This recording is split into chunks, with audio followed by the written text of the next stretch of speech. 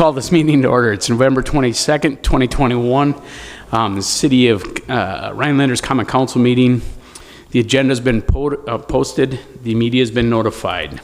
Please call roll. Mayor. Here. Barnett. Here. Larson. Here. Mikulowski. Here. Kelly. Here. Anderson. Here. Holt. Here. Daniel. Here. Rossing. Here. All please stand. Pledge allegiance to the flag of the United States of America and to the republic for which it stands, one nation, under God, indivisible, with liberty and justice for all.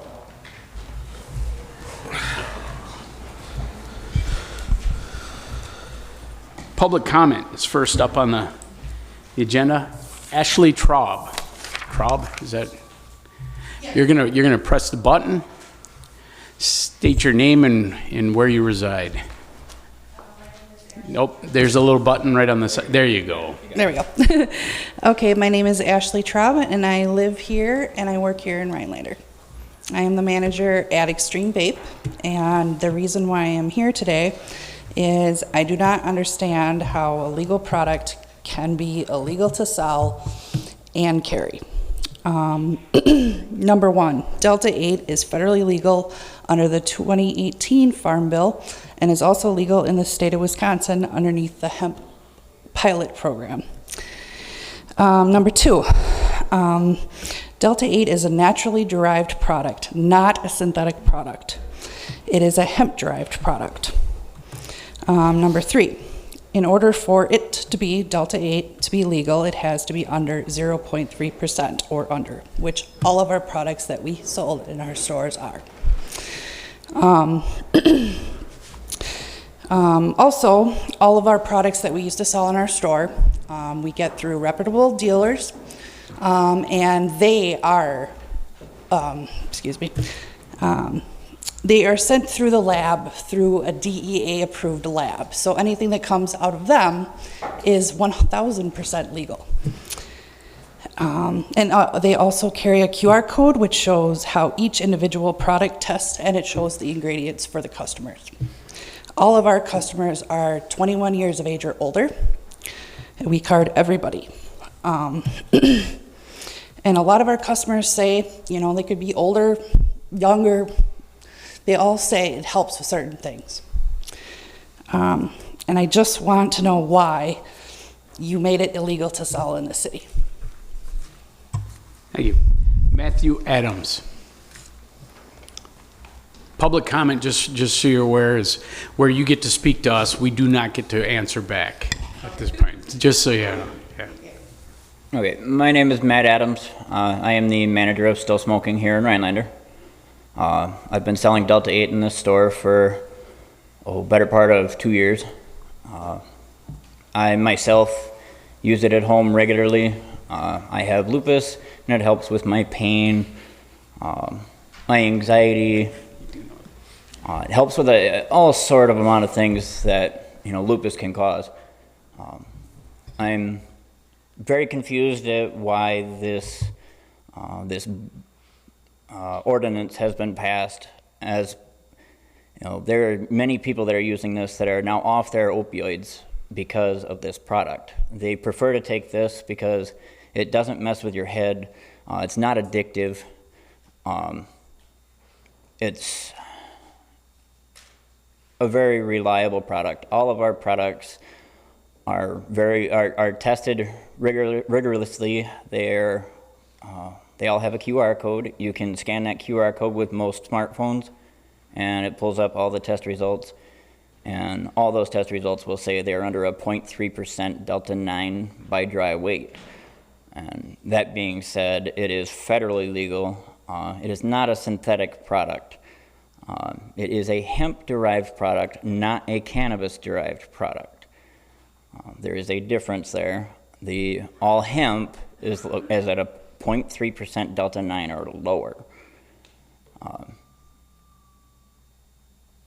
And like I said before, I'm just very confused at why this got passed. It was passed along with the word marijuana, and it has nothing to do with marijuana itself, other than the 0.3% or less. Thank you. Herb Adams.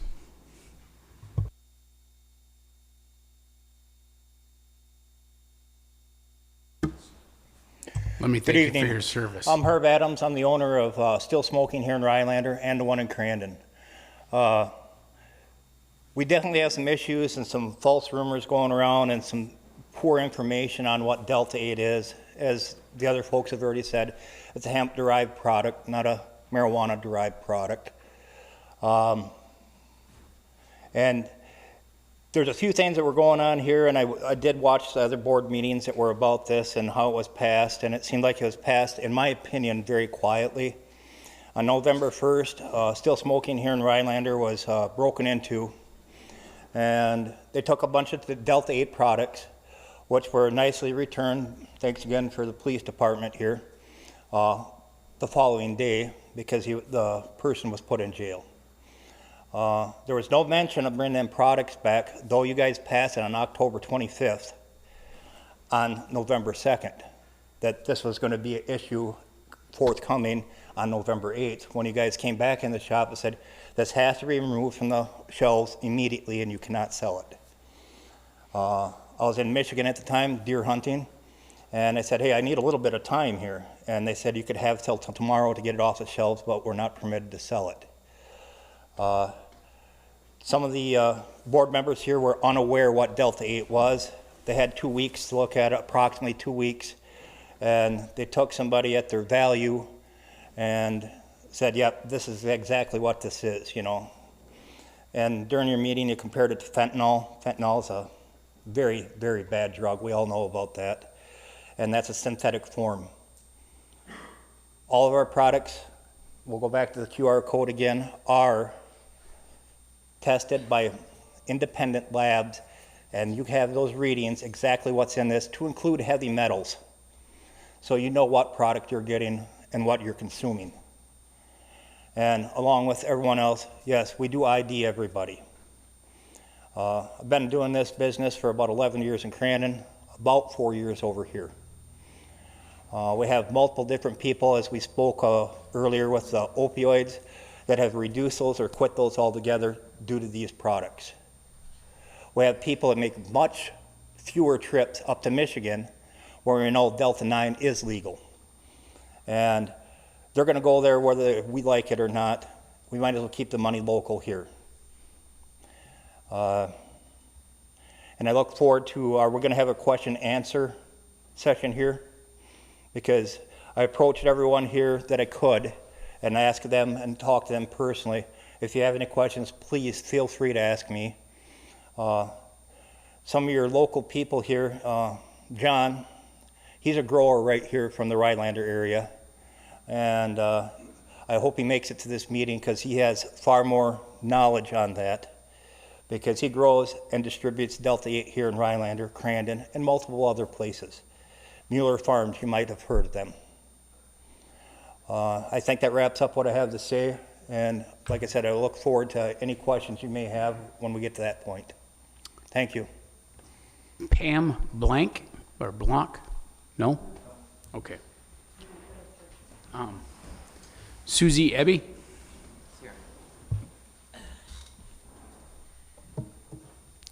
Hello, my name is Susie Eby, and I'm here in behalf of the fact that I would like you to know the help that Delta-8 does my husband.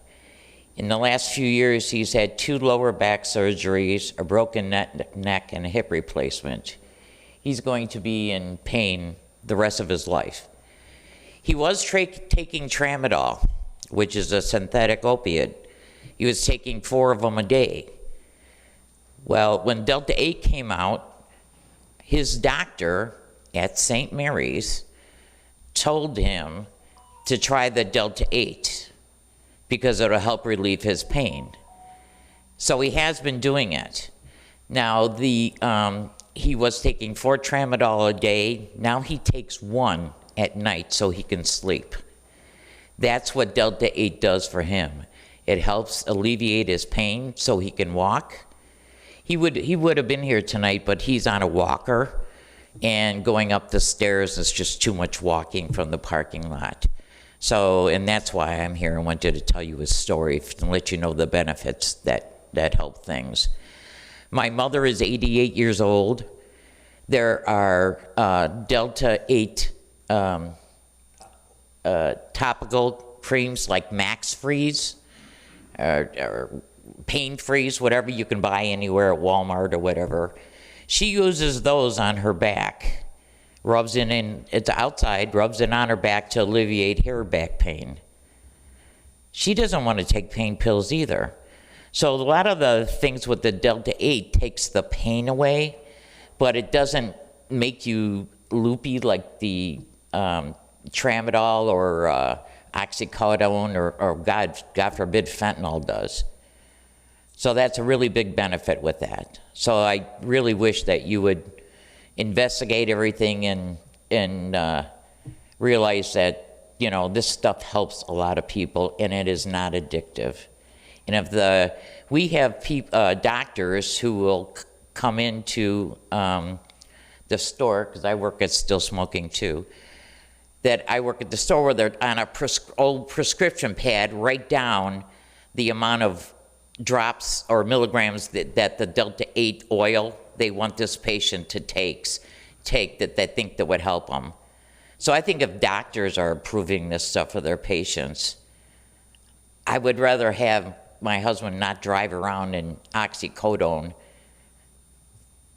than and not be taking oxycodone and instead doing Delta 8. He's lucid. It doesn't make him fall asleep or anything. So that's all I have to say. Thank you. Bob Hickey?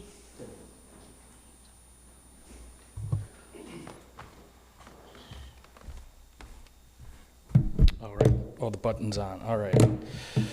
So I'm a little ill-prepared. I was actually hunting up north in Ashland, and a couple days ago found out about this meeting. I'm from Green Bay. I have no ties to the city, but up until 6 weeks ago, I knew absolutely nothing about Delta 8. I worked at a Ford garage for 7 years, and I was the guy when your car broke you came and talked to.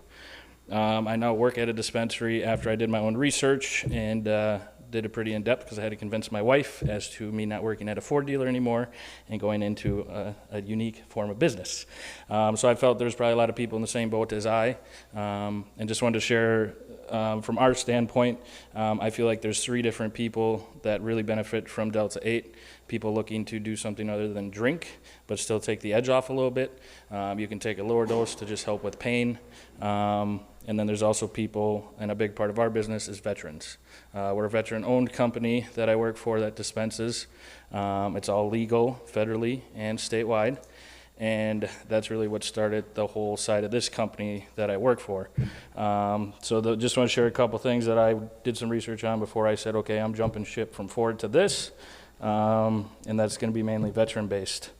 In 2017, an American Legion study found that 92% of veterans supported any kind of medical cannabis use. 82% reported wanting to have cannabis as a legal treatment. The American Legion has called for the VA to invest more time and money into cannabis as a treatment for PTSD.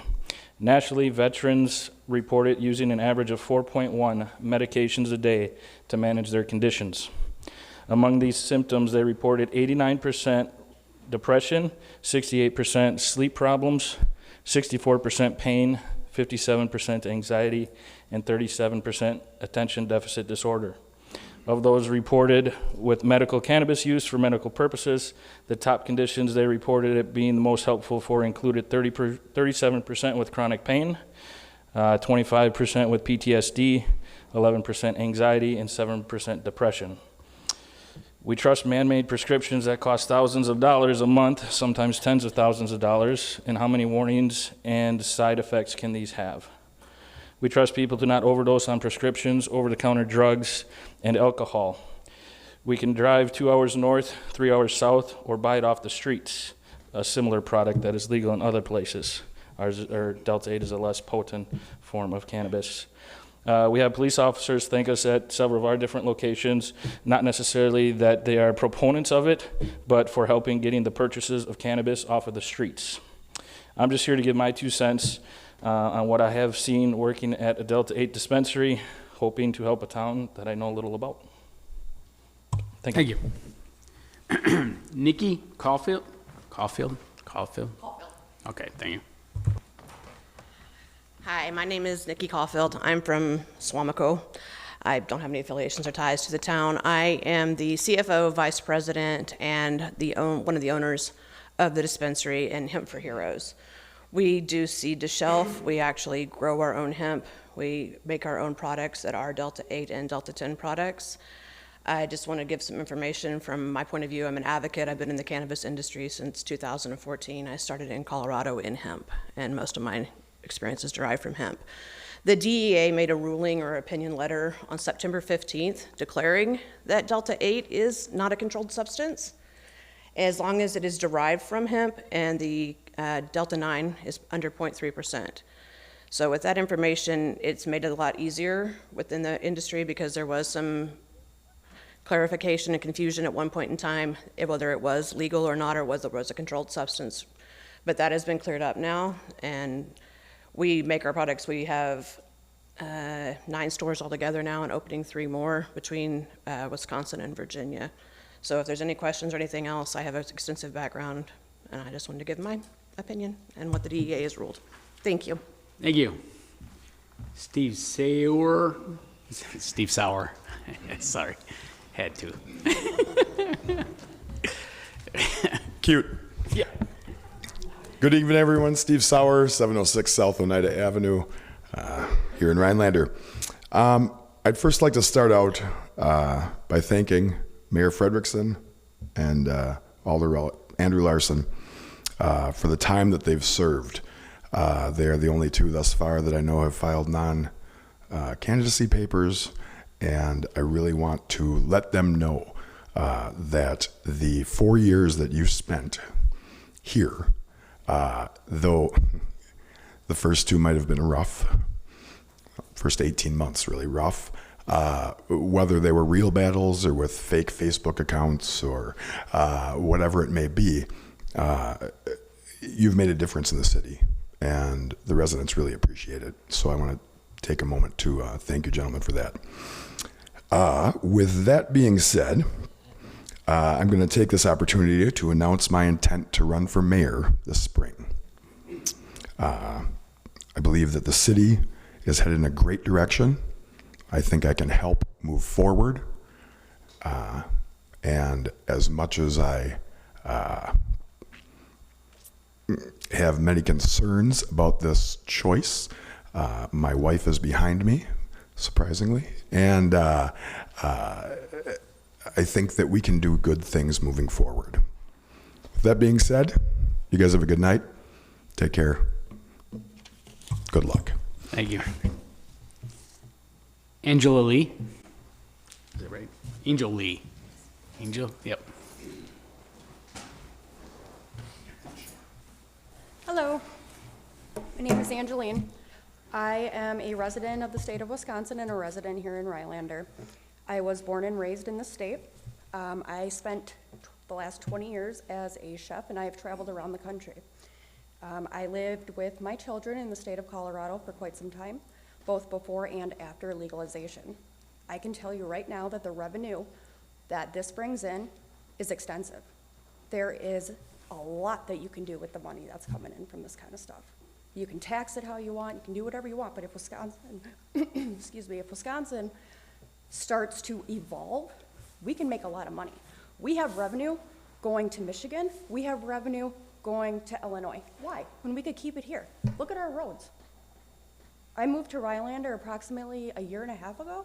3 tires bad from the roads, just from the roads. There's 1,001 things that we could be doing with the money in our community. The schools could be better. When I was in Colorado, my children never had study hall. They were in STEM classes. So my children, in their spare time, were building robots. Kids here are just sitting. They're just sitting. And if they don't play sports, there's really not a whole lot extra going on here. There's no orchestra, there's no large community centers for different types of kids. There's sports stuff, that's all that they have. The amount of money that we could put into our community by you guys having this allowed here, I mean, just that alone should make you say yes. Then we can move on. Prescription drugs, we have a huge issue with that around here. Being in the culinary industry, I see people from all walks of life. I see people with alcohol issues, pill problems, and in this area, it's prevalent. Alcoholics everywhere, drunk driving everywhere. Okay, we have that going on. We have the hard drugs. There's methamphetamine apparently in the Northwood area over the last few years. Why are we wasting our time, our energy, and our money, our taxpayer money, because that's what it is, to hunt down and put this war on Delta 8 when we have all these other serious problems going on? They are more serious and they deserve attention. This does not need to be worried about. This is not something that is harmful to anyone. It's not addictive. We all know that. And we've been told for 2 years now, trust the science, right? Trust the science. So educate yourselves and trust the science. It's been out a lot more than 2 years. Next. Some ways that I know that these types of products can help people. My brother served in Afghanistan. He did 2 tours. He saw some pretty crazy stuff while he was there, lost a lot of good brothers of his, very traumatic. His PTSD was so bad and his anxiety was so bad that they had him on multiple different medications that he was taking every couple of hours every single day. He's a father, he has to work a job, things like that.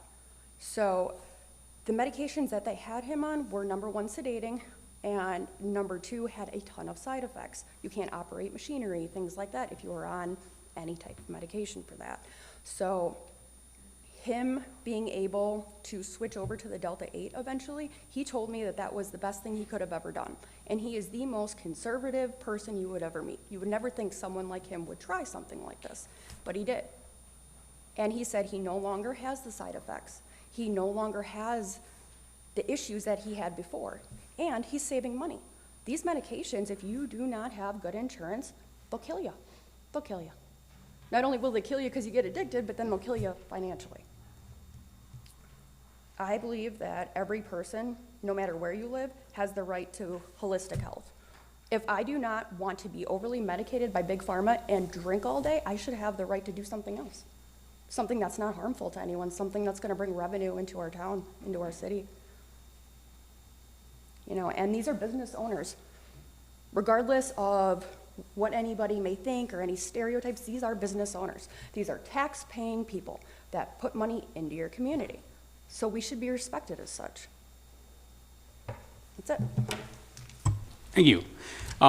There were a couple people that walked in late, and I'll have you raise your hand. Please keep it to 2 minutes, and I'll ask you to spell your name when you get up there because you did not sign in. So, yeah, go ahead. Do you want to speak? Yes. Okay. Spell your name, please. My name's Gary, G-A-R-Y, Thran, T-H-R-A-N. Okay, go ahead. Briefly, I own a couple of retails. My son owns 3 Tall Pines Farms in Plymouth, and I'm co-owner with him. I just want to be brief. I'm 61 years old, retired from law enforcement after over 25 years, served in the Marine Corps as well. I'm a retired captain with Department of Corrections. A few years ago, I retired, fell out of my semi, and broke my back. And after some time of surgery, I started drinking really heavily in the closet. Didn't feel good about myself, put myself through rehab a little over a year ago, and a year and a half ago. And my son was raised in his first year of hemp when I got out, August 14th of last year from rehab. I started working for him to pass the time and to get over my alcoholism problem. And I started using the hemp. And the hemp was amazing. It amazing for my stress, my anxiety, my back. It was tremendous. I don't do drugs. I do not do drugs. It is not a drug in my opinion. I don't believe it's rated as a drug. I think this has helped me so much that I came out of retirement and started doing retail. I'm very, very adamant about this product being so beneficial medicinally in this country, and there's so much studies that have been done that can't be released because the states pretty much dictate the information comes out of colleges, but there's a lot of stuff out there that is really helping a lot of people. It's helping people in autism, all of these other things that we can't claim because they're not letting us out. But I think what I saw that really was a little disturbing with the comment that was made on television is the fact that it's not regulated, because it is regulated. It's regulated under the federal hemp law, and it's regulated under the state law. You must be 18 years old, and they stated right on there a 5-year-old could buy this. That is not correct. I have people from 18 to 80 some years old come in my shops, and it's amazing, and it feels so good in my heart when these people come in and tell me what it's done for them, what it's done for their grandparents, what it's done for their parents, their kids with autism. I'm running out of time. I'm sorry. I could go on forever. But I think before we make a decision, we should get educated, because what I see in this world is a lot of uneducated people when it comes to hemp product. And before you make a decision, for God's sake, please study the product and get to know what it really is. It is not a drug. It is something that helps a lot of people. And it's going to help a lot more, and it's going to be medicinal. It's huge. It's already used in I think 4 different things that are approved by the FDA already. And it's like, all I'm begging you is to work with us to regulate. It needs regulation. It is something that if you smoke too much of it or take too much of it, you can get too much of a buzz that you probably shouldn't be operating machinery or driving a car or whatever. But help us regulate it rather than fight it. For God's sake, there's people dying every day out there from these hard drugs. My stepson is 37 years old, and he's schizophrenic from meth. And he'll never be better. And yet we're sitting here messing around with this Delta 8, which is not a downer. It doesn't lay you on a couch. It gives you time to come up and speak like I'm speaking. And for people like me who have extreme sciatica pain, to be able to stand to even walk without a cane. And all these people that are older gentlemen, older women in this country who have worked a long, hard life, and they're in pain every day. And this stuff helps them. And taking that medication that I took, I had cramps, I had bodies, my liver was going bad, my kidneys were going bad. This stuff doesn't do that. And yet we sit here and fight over this. I'm finished. Thank you. One last gentleman had his hand up. Did you want to speak or no? Nope, the one behind. Yeah. All right. And once again, spell your name and then.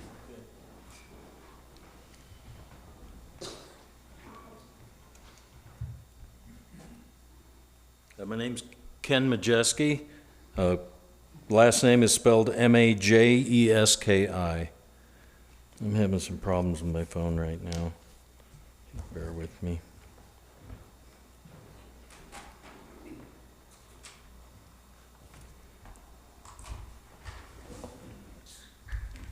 Okay, there we go. Okay, so I wanted to discuss a few things that I saw in the podcast from October 25th. A couple of things that caused me some concern. One was the use of the word synthetic. Delta 8 is not a synthetic by any definition, including the DEA's own definition of a synthetic. The DEA's own definition of a synthetic is cannabinoids that are produced from non-cannabis sources. I'm sure all these people that are selling Delta 8, their Delta 8 is derived from hemp. So when you use the word synthetic, I'd caution you against that. If that's in the law, I believe that's open to interpretation. You might get sued on that. So I'd urge you to repeal that, or at least get rid of that language. I have some stuff on my phone here that I found in a recent town hall event from the DEA. An individual from the DEA, the Chief of Intergovernmental Affairs, Sean Mitchell, was asked flatly whether the agency considered Delta 8 THC to be illegal. He said, "What I want to say, and I'll be very, very deliberate and clear, at this time, I repeat again, at this time, per the Farm Bill, the only thing that is a controlled substance is Delta 9 THC greater than 0.3% on a dry weight basis.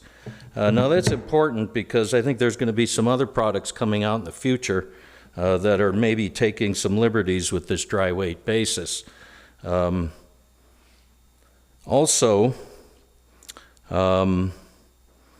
what is a synthetic? After all, Delta 8 products, according to the letter, a letter that was given to, I believe it was the Alabama Board of Pharmacology, the DEA considers unlawful synthetic THC products to be those that are produced from non-cannabis materials. So there you've got, the DEA telling you that Delta 8 produced from hemp is not a synthetic. So you've got that in your law, I believe. So that's going to be open to interpretation. There was also an individual that claimed we were skirting the law. I'd like to tell you that we are not skirting the law. The federal law clearly made provisions for all isomers, extracts, salts, or compounds in any form are legal so long as they come from legal hemp. So Delta 8 is an isomer, by the way. Delta 8 is an isomer of CBD. So you should educate yourself on that too.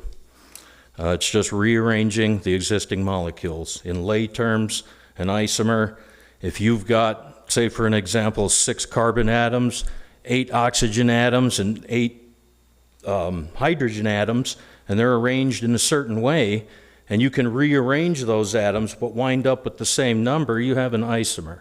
And that's what they've done with Delta 8. So that's specifically made room for that in federal law. Definitely not skirting.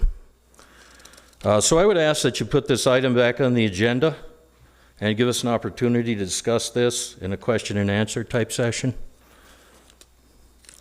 Also, your neighboring counties 3 years ago voted on a referendum. They wanted marijuana 80%. If I ran against any of you for your office and I beat you 80-20, they'd call that a landslide. So I'd encourage you to listen to your constituents, what they want. Delta 8's at best half as strong as marijuana, so it'd be a good first step for you. They also call it an unregulated product. So are your vitamins. All supplements have been unregulated forever. If you go home, go into your medicine cabinet, pull out your vitamins, you're going to find a disclaimer there.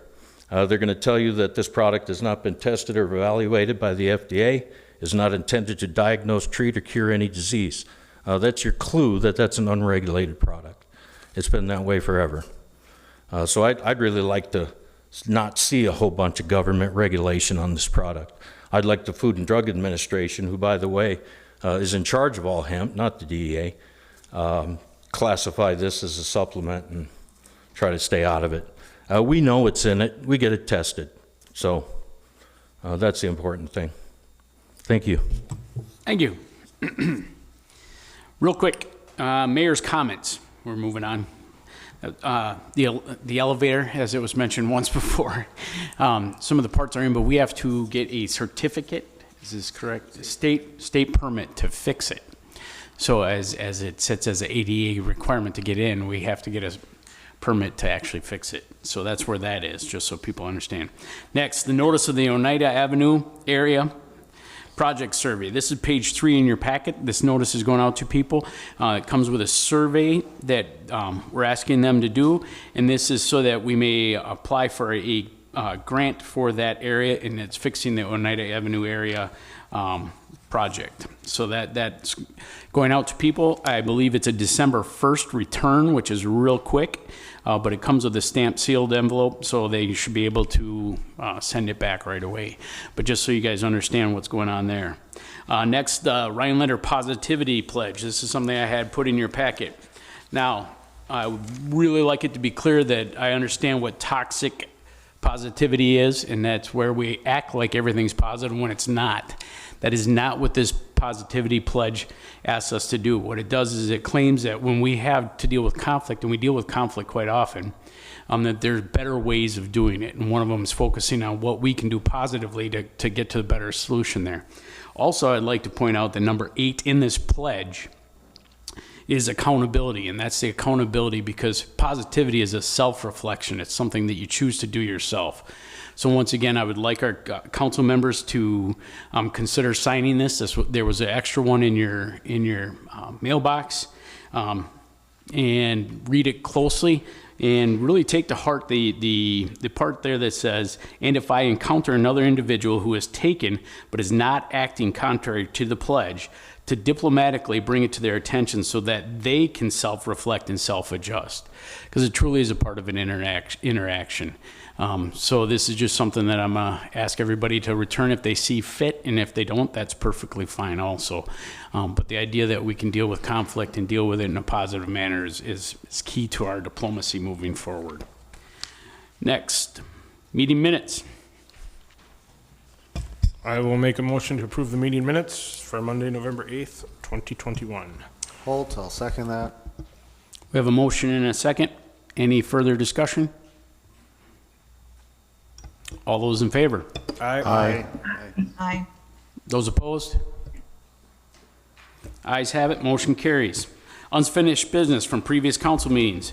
Update on the Stephen Anderson traffic signal.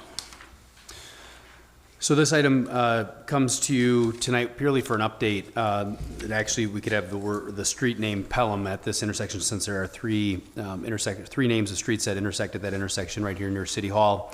Since the last meeting, I think it was mentioned there's a lack of loop detectors in a portion of that intersection. They were revisited during the Stevens Street project. So we did identify a camera source for some detection of vehicles. You can tell that right now the actuation is off. It's not operating as it should be after we had the vendor come in and do the adjustments to the other intersections adjacent or around the downtown area in particular. So that's kind of a work in progress. Just know that it's not operating as ideal state. And now that we've got the quotes for the cameras, we're going to also look at what it's going to take to add the loop detection in the ground, just because there are some discrepancies in terms of accuracy when you've got a camera mounted above, as you see at Stevens and Timber, for the actual loop detection in the pavement. So purely an update on this, let you know more of an update as things develop on that front. Next, update on the state grant opportunities. So just over a week ago, approximately 2 weeks ago, the Neighborhood Investment Grant was due. That was a $200 million fund that the state made available to municipalities to apply for purposes of neighborhood stabilization.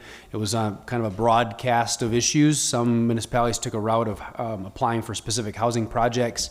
The maximum award of that project was about $15 million. If you had like a housing project, that would have been a great qualifier. The minimum award is $1 million, so conceivably there could be as many as 200 awards made around the state. We did make application successfully into getting our application in. Ultimately, we just determined really the only shovel-ready project that the city had before it was Hodag Park. And I think I mentioned at our last meeting, we were thinking of applying for various phases that would comply with that qualifying criteria of neighborhood stabilization. So we, all told, and the application was sent to all of you via email, applied for about $3.6 million in improvements for Hodag Park. And we expect to receive award sometime in December. Now that was the deadline was extended twice, I think, maybe for a total of 2 weeks. So I'm not sure how that's going to affect the schedule, but remain optimistic that our case was made pretty solid, that Hodag Park and certainly the amenities, and going forward, if we were to make the investments in Hodag Park, that our community would be more resilient, and certainly the neighborhoods throughout the city would be stronger by having a really reinvested and a reinvigorated park. The second grant opportunity I had referenced previously was the tourism grant, and that was due on Friday. In your emails, you'll see just when you leave the meeting, the actual submission. That one was for again, shovel readiness was a qualifying criteria, just like the previous one I mentioned.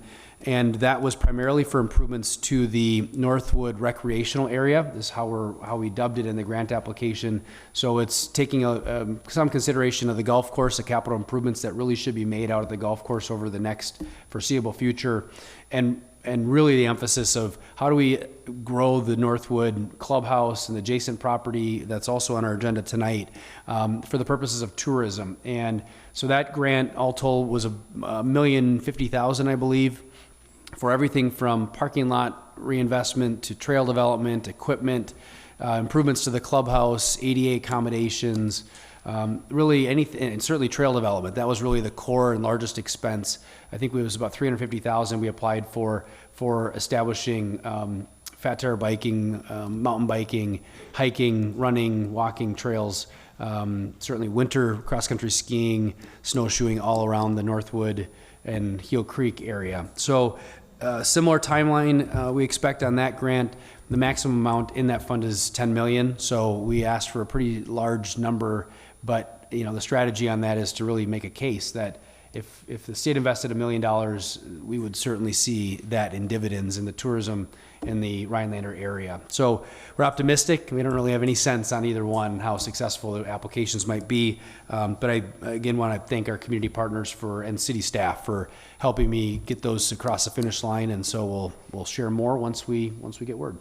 Either one of these approved because they're regional?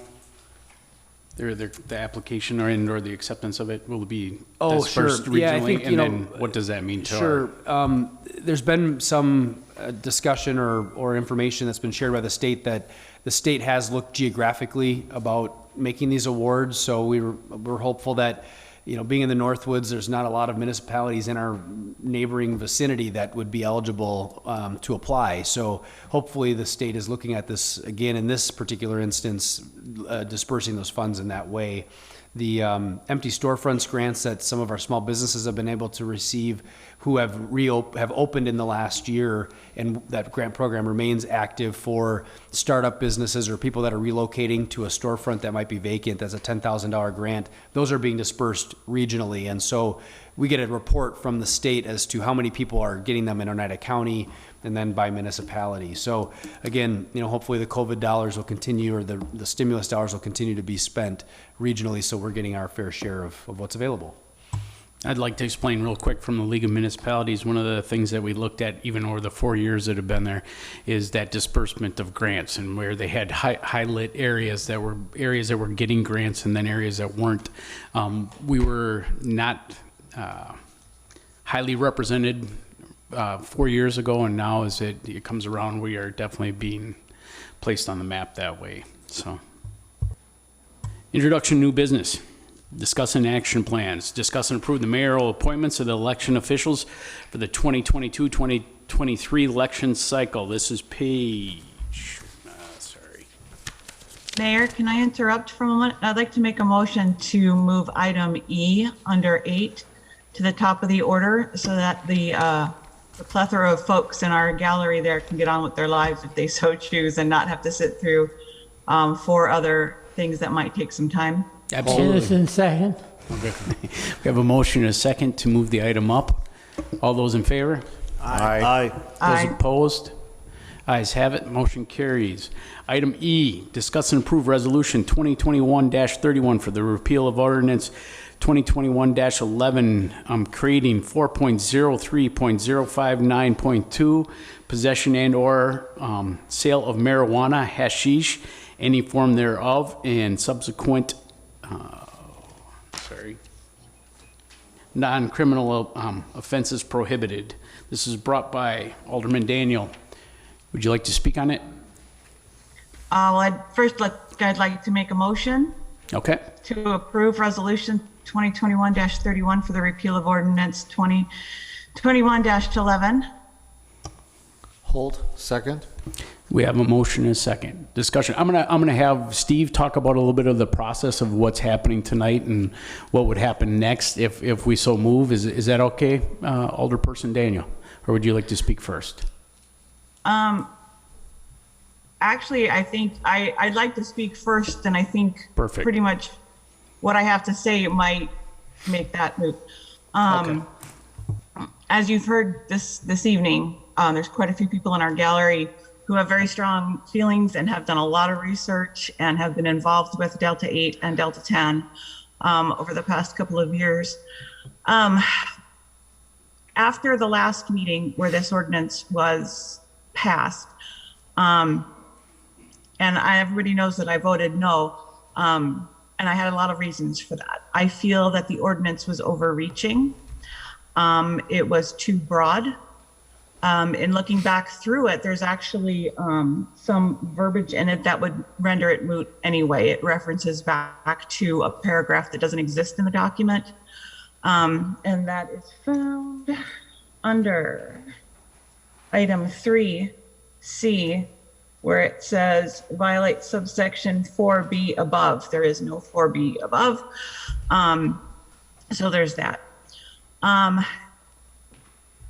The main reason I disagreed with the ordinance is I don't feel that Delta 8, this is on a personal level, I don't feel Delta 8 poses a risk to our community.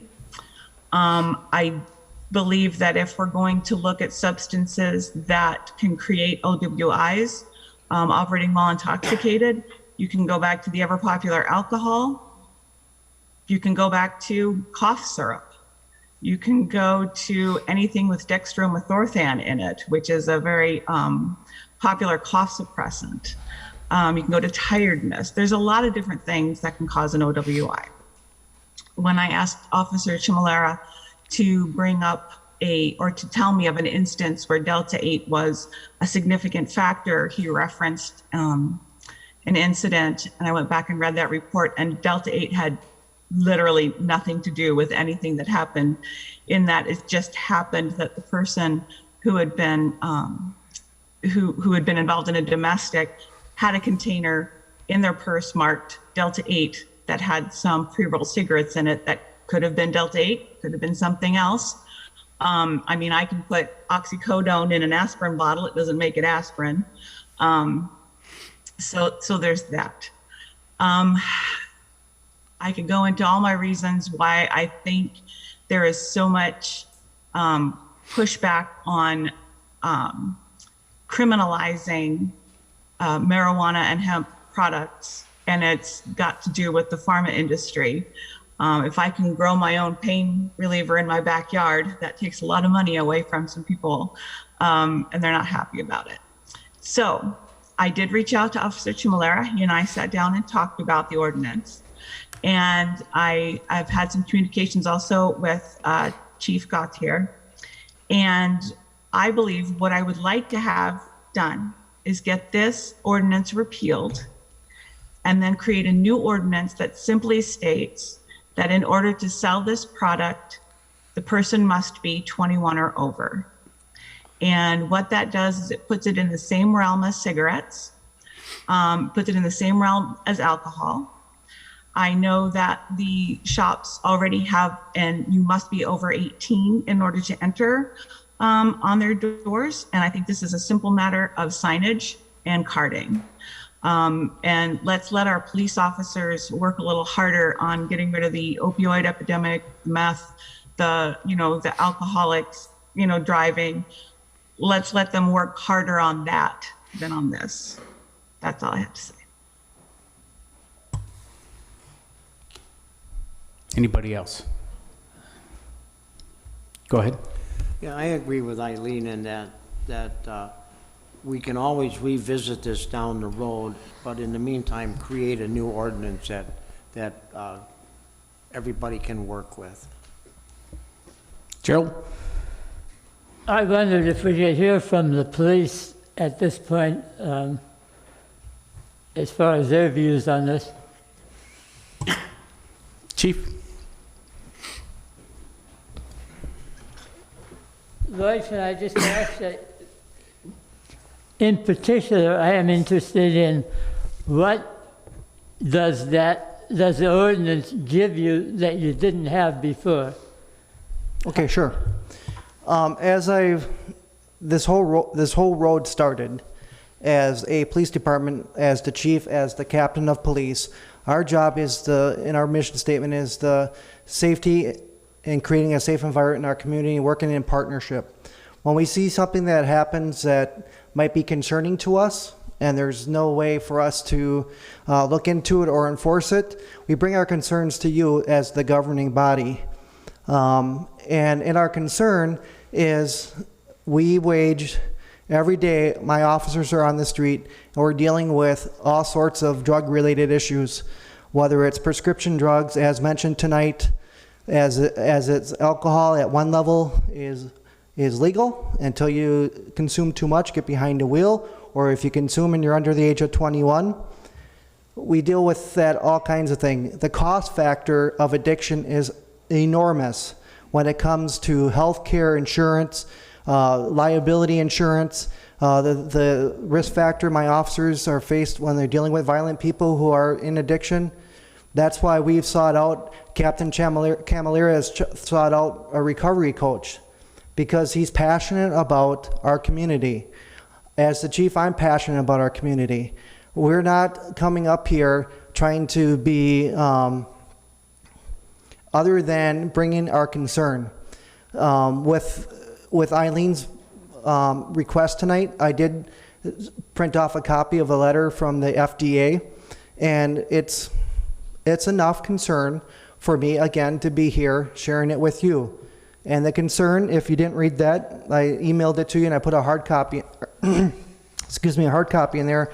And this was not done in secret, as somebody may have referenced. This was well publicized in the newspaper. The Northwoods River News did multiple articles on this as we were working through this. There is a public hearing, and I love the fact that the community is here tonight. We should have had this, a month ago or so when we're working on this process. The other thing is that we have in the past, at one of our locations in our community, taken a product that the business owner had purchased from a manufacturer in good faith, that this hemp dealer was a authorized hemp dealer packaging a product that was legal. When we took the product and sent it to the crime lab, it was not legal. It was higher than a 0.3%. That's concerning that these business owners could be let out in the dry by giving products from a authorized dealer, and they're not falling within the 3%. So we have had that in our community. In the article itself, the FDA talks about 5 concerns about that, and specifically, they were concerned about the use of the context of Delta 8 being used as a safe context. The FDA is concerned about the prohibition of products that contain Delta 8 THC and are marketed for therapeutic or medical uses, although they have not been approved by the FDA. Selling unapproved products with the unsubstantiated therapeutic claims is not only a violation of federal law, but also can put consumers at risk, as these products have not been proven to be safe or effective. There needs to be more research done. The other more concerning thing, the FDA said that they're receiving adverse reports regarding Delta 8. From December 2020 through July 2021, the FDA received adverse event reports from both consumers and law enforcement describing 22 patients who consumed Delta 8 products. 14 presented to a hospital or emergency room for treatment following the ingestion. And of the 22 patients, 18 of them ingested it by either brownies or gummies. That's only 22, but then they went to the Poison Control Center. They had 661 exposure cases of Delta 8 between January 2018 through July 31st, 2021. 661, but 660 of them have occurred between January 1, 2021 and July 31st, 2021. A major uptick in just in the last 6 months. 41% were unintentional exposure to Delta 8. 77% of these unintentional exposures affected pediatric patients less than 18 years of age. 39% involved pediatric patients less than 18 years old. 18% required hospitalization, including children who required intensive care unit admission following exposure to these products. Delta 8 has psychoactive and intoxicating effects. The natural amount of Delta 8 THC in hemp is very low. And additional chemicals are needed to convert other cannabinoids in hemp, like CBD. Excuse me?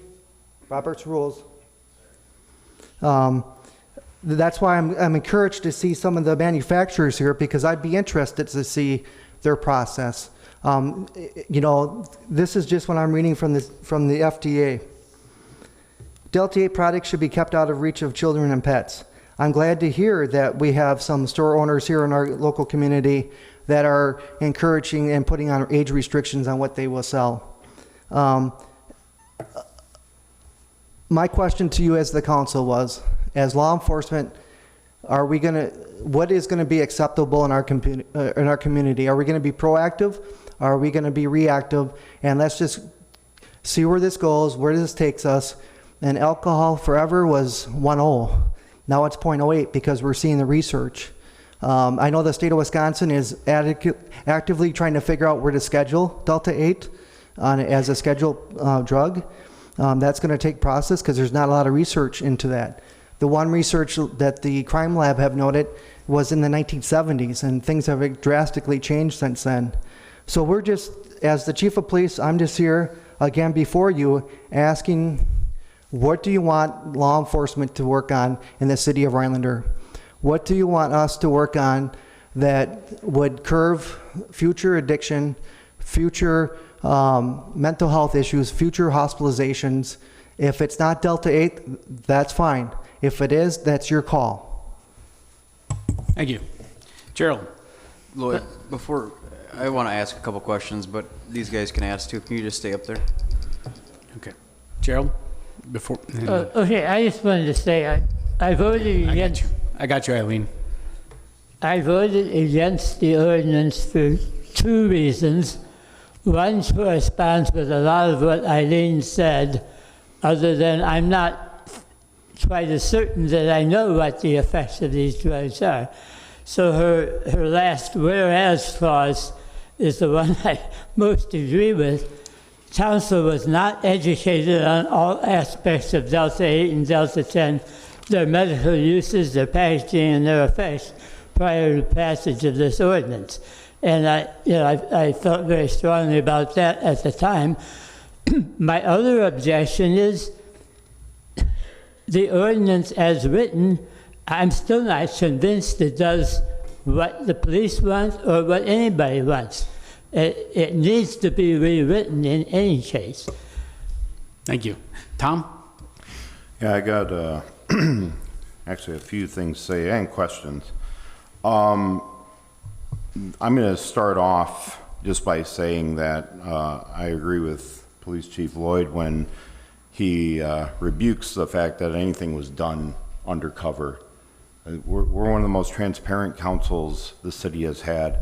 This has been in the newspaper. It's been everywhere. It's been talked about on the streets and all that, but no one has said anything until after the ordinance was passed. And then all of a sudden, we have a whole bunch of people that are very angrily, and rightfully so. So I'm just hoping that this situation is an encouragement to the community to be proactive with us. And if we're talking about something that you feel strongly about, please email us, call us, come to a council meeting and give your viewpoint on this before we pass any ordinances or anything. That invite is always out there. I tell my constituents all the time, just talk to me. Come to me. If you see something that's not right, talk to me. I'll pass it along. I'll do something about it. So to say that anything was done undercover is just 100% wrong. I will say that I too was just unaware of a lot of the different things that I've learned about Delta 8 THC on both sides of the coin. The one thing that is concerning to me is the police department shared with me photos of some of the packaging, and they literally look like Oreos and candy. Now, I understand that, you can leave a bottle of vodka on the counter and a kid could get into that, but it still looks like a bottle of vodka. You have a package of cookies or something that looks like cookies, that's concerning to me. The packaging is what concerns me. I do know that because I have friends that have major anxiety. They were on opioids, and they weren't doing good on those. They switched over to Delta 8 or THC, and it's like I got my old friends back. I can see the benefits of it. That's where I'm in this catch-22. I want to protect my community. I know the benefits of this. So it's a really tough call, but I'm going to listen to what others have to say before I make my final decision on how I'm going to vote. I would like to ask some of the store owners here, what are your opinions? What are the options about the packaging that it absolutely caters to, making them look like something that kids could get into? Just real quick, slightly off topic, because we're talking about repealing this. What you're talking about packaging, then would be a second portion. So another portion of this. But this goes right into me voting on this. I want to know how this is going to affect it. Yeah. First of all, you have to understand what you're voting on tonight. I don't think this is a real understanding. You cannot repeal the ordinance with a resolution. The only way you can do that is with an ordinance. So you either got to write a new ordinance that specifically says you're withdrawing the old ordinance, and that will have to have 2 readings. You can do a comfort resolution, which is basically what this is, suggesting that the administration go back and rewrite the ordinance, taking out the objectionable sections that have been mentioned. But you can't take away an ordinance with a resolution. You can only take away an ordinance with an ordinance. And under your rules, you've got to do that at 2 separate meetings. So, what you're hearing and what you're seeing is a working project that you are pointing out the issues, and I think that you do how you want to, but understand that you want to have a public hearing that's going to address those issues, because every time you bring an ordinance before the board, you have to have a public hearing. So you're going to set this up as a new ordinance. You're going to set this up for a public hearing where everyone can discuss those terms and conditions, and then you're going to have your final action at the next meeting. So make sure you keep that in mind. So that's kind of question that can be asked at a public hearing. Now, that being the choice too, even today, for the sake of discussion and the fact that these people gave their time, I'll let them address it very quickly and shortly, because it's not something we can solve here. Okay. So go ahead. Stand up with the mic. You're on. We also are on Zoom, which puts us out in front of a good portion of the population, and it's also recorded, which is important to speak into the mic. All right, I'm Gary again. I just wanted to say that this is part of what I've been very active, and my son's been very active on, is that, I hear some people say that they don't want regulation, but I'm here to say that we need regulation, and I think that's where we should be talking, is regulating the product, not making it illegal, because we regulate alcohol, we don't make it illegal. There are a lot of medicinal things, but I just want to say that we need to work together in this community. This is a federal thing and a state thing, not just a city thing. And what's going to be done here is going to go huge. And I think we should start working together, because the state and the feds are not going to overturn Delta 8. And I think it's going to be kind of weird that they allow one city in northern Wisconsin to dictate that. Just my opinion. And once again, for clarification of council, what we have before us is a resolution that's repealing the fact that we made this law so we can make a different ordinance with it to take care of that. That being the case, you won't solve all those problems, but in Eileen's point in the resolution is this overreach. So, David. I believe Eileen had her hand up. Do you want to go ahead and speak first, Eileen? Eileen? You're okay. I was trying. Okay. Thanks, David. I just wanted to address Tom's pointing out, the packaging. And then I do appreciate the store owner's comment that, yeah, we need to regulate this. It kind of goes back to like the vapes, when they used to package them and bubble gum flavor and that kind of thing. And they ended up regulating that so they can no longer sell those that contain nicotine. And I wanted to point out that a couple of things. Officer Gautier mentioned, the number of calls that hospitals had regarding, and poison centers had regarding children getting hold of these products. No children have died. There has not been a single child who has died from ingesting Delta 8. Gummy vitamins look like candy, taste like candy. Children have died from iron overdoses. So even though something's regulated, even though something is legal, when it comes to safety, there has to be some personal accountability. There has to be parenting in the case of parents keeping things out of the reach of their children. I guarantee there are no parents putting these Twinkies next to the kids' Twinkies in the bread box. A, they're a lot more expensive. But B, even if a kid ate them, even if a child ate them, that child is not going to die and is not going to have long-term lasting effects on this child. If a kid gets a hold of some yummy tasting wine coolers and drinks those because they look like soda pop, they will definitely have adverse effects and they could die. It comes down to personal accountability.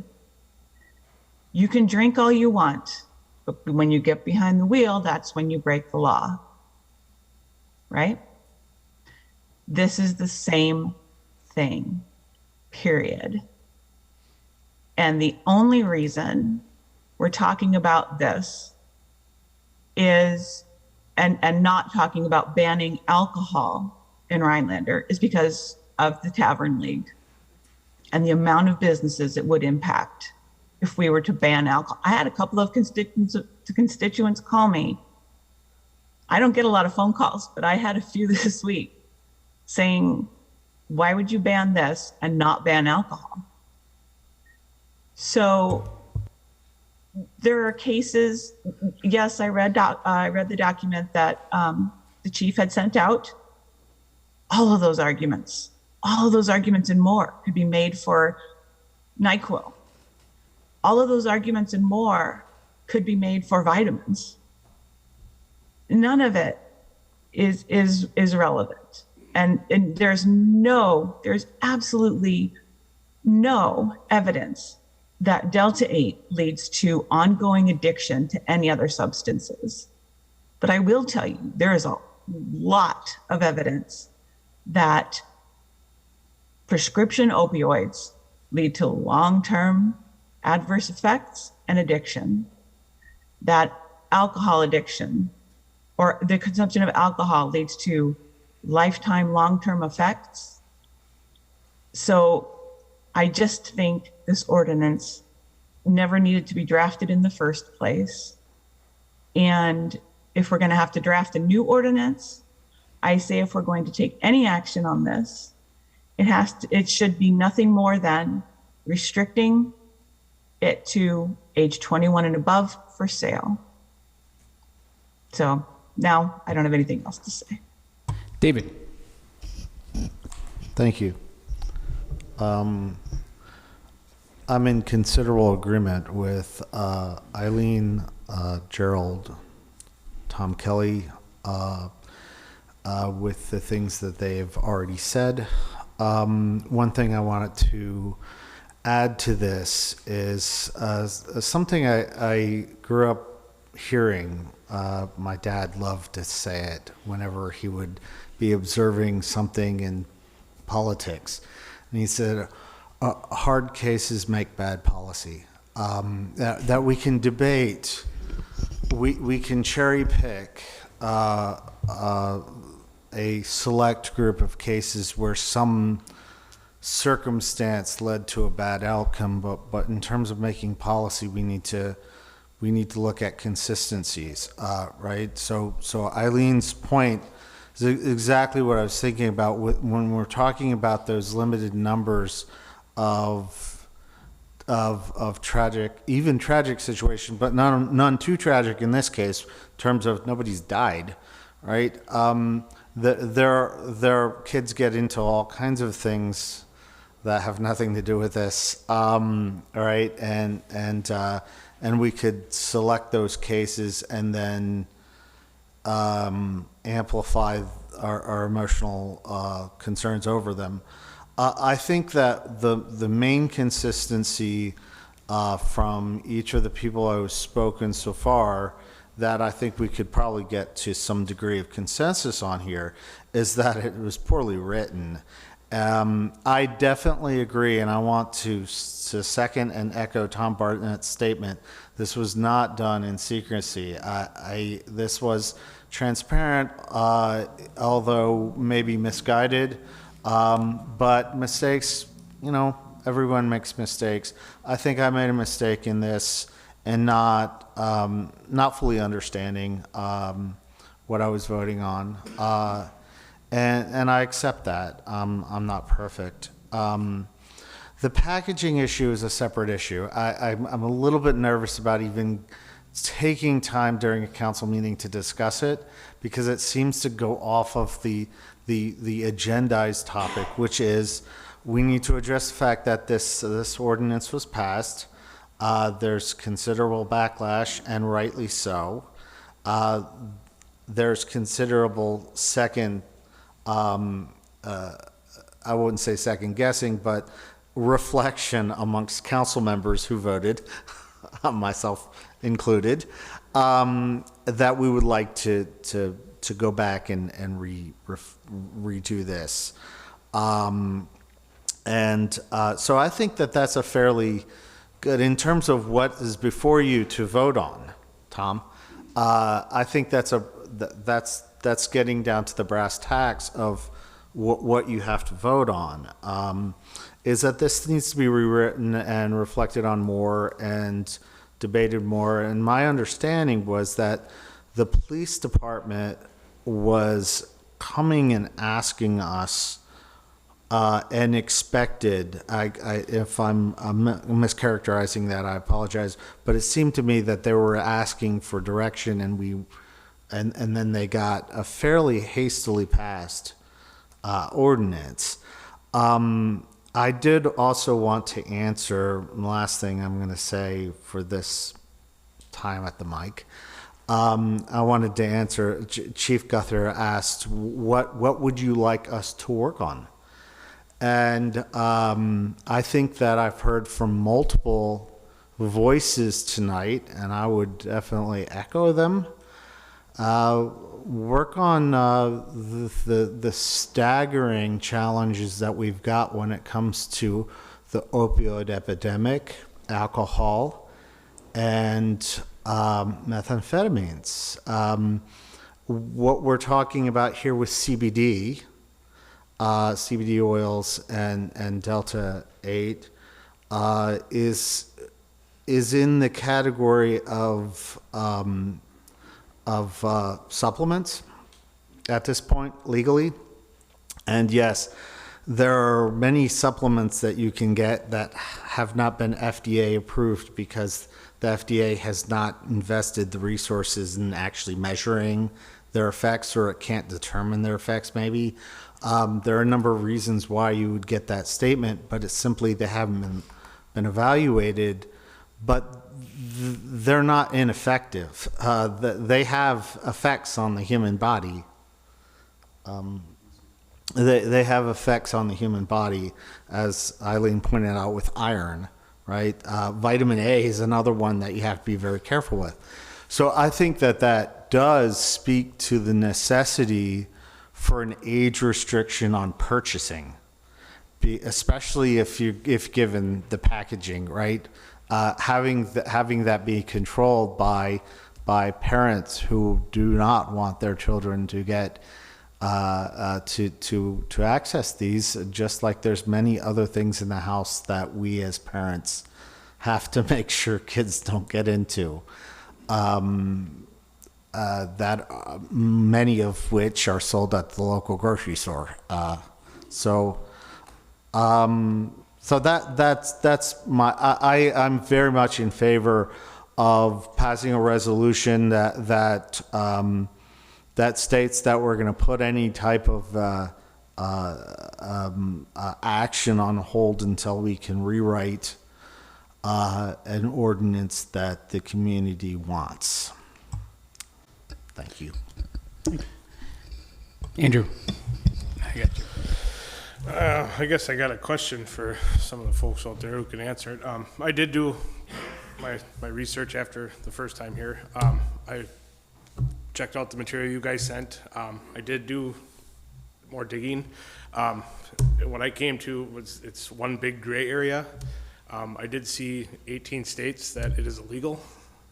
I was just wondering if you could touch on, I understand this is Wisconsin. I'm not, it's legal, whatever, fine. But it's just why it would be illegal. A quick answer. You got to get the mic there. Of those 18 states, how many states had legal, at least medical marijuana? Only one? Okay. The reason why they don't want it in the states where they have legal marijuana, medical or recreational, it's not taxed as marijuana. That's the one and simple reason why some states object to it. They'd rather have the income from marijuana than to have it from Delta 8 or CBD. Thank you. Gerald.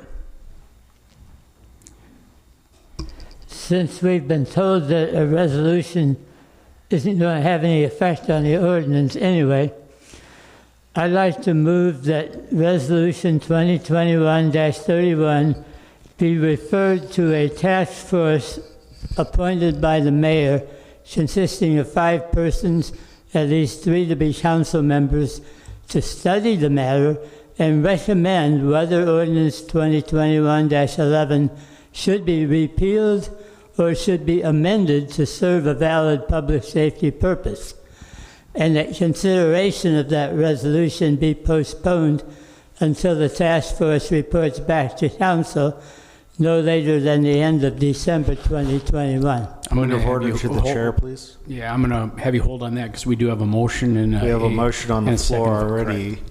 and a second, and the only things we could do would be to either amend the motion on the floor or to move to table until future.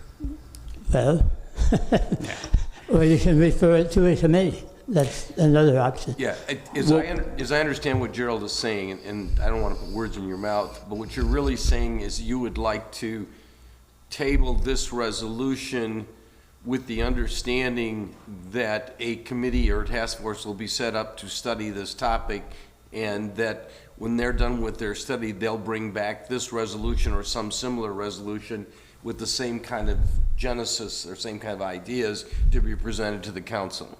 I'd say that's accurate, yes. And that would be in order because it's a motion to table. So it would be in order. It's not to table indefinitely. It's to table to a date at which time that committee is done with its work. And before we even accept, or do we have to entertain that motion right now before we Yes, move a on? motion to table takes precedent over Okay. an existing motion. So we have a It has- motion on the floor. It has Do I to- have a second?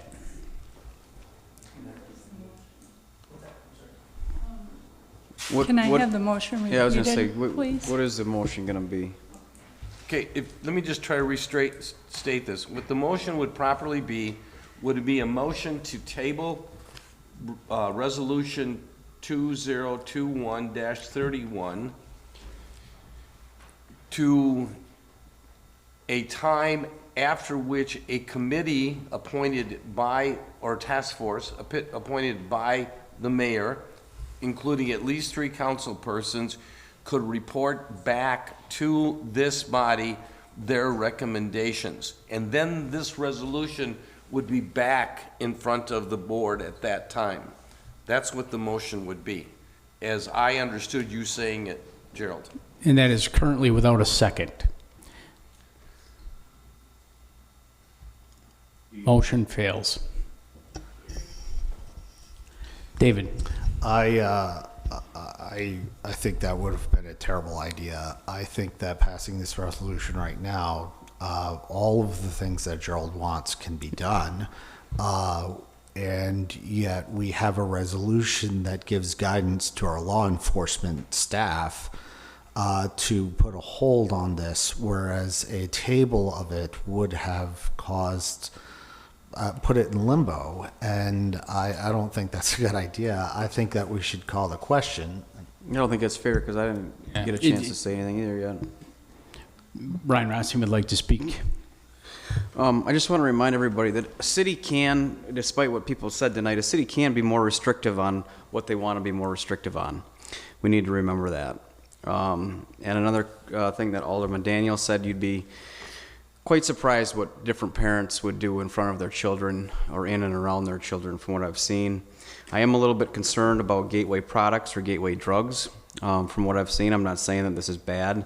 Gary, out of everybody that I've heard tonight, made some very valid points for this product. But I'm not even outright opposed to an adjustment to an ordinance change, but what I did want either Captain Camilleri or Chief Gauthier to say is, what would make this ordinance the most effective or easiest for you to accomplish the purpose of what this is brought here for? Can either one of you answer that? Because if we can accommodate this product and what everybody's concerns are, and also have some restrictions on this, that might be mutually beneficial.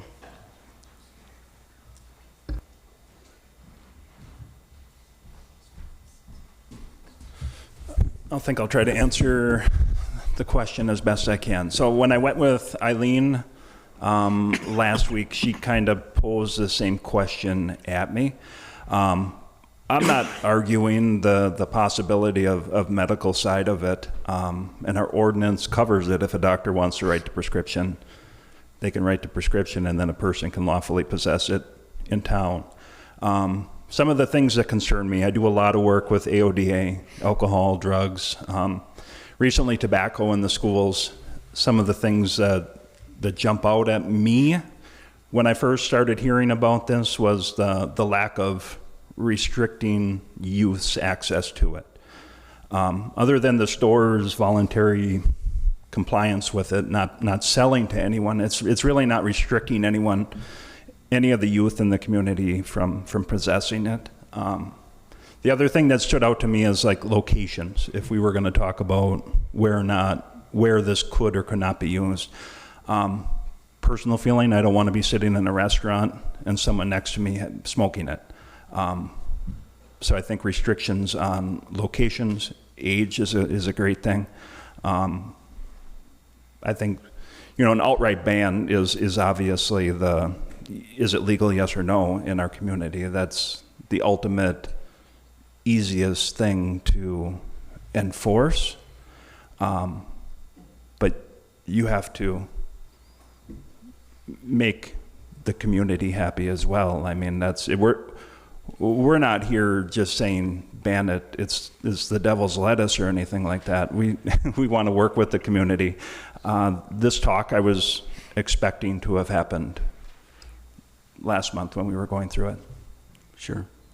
Would, I guess maybe this is a question for you and for maybe some businesses. I'm not going to ask for another dialogue because I don't think that's appropriate right now, but some concern was brought up with the levels that have been pulled and tested at a lab, and I believe our police department did that, and including the ability for spot checking a product. Maybe we have a product that has some tips that, hey, this product is over the 0.3, something that in the ordinance that would allow police to say, yes, we can take that and test that, and the businesses have to comply with that. I'm not sure if that's something that would help you out with your endeavor here and what we've brought this to us for, Captain Camilleri, but Maybe you could answer that. Well, I think only the one time we ever pulled a product off the shelf, it tested above the legal limit. So I don't know if that was just a lucky grab on our part or what happened.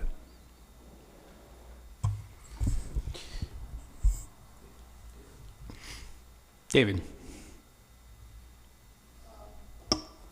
Yeah, I didn't have any question there. I did want to make 2 points about statements that I've heard made that I think are they're debatable. I'm not saying they're incorrect. I'm saying they're debatable.